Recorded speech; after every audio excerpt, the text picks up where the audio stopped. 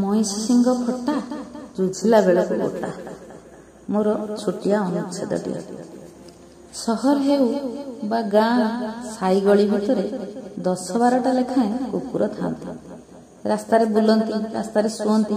ଖାଦ୍ୟ ପାଇଁ ହେଉ ଅବା ଅନ୍ୟ କିଛି କାରଣ ପାଇଁ ହେଉ ନିଜ ନିଜ ଭିତରେ ବେଳେବେଳେ ଘୋର କଳିଗୋଳ ଲାଗନ୍ତି।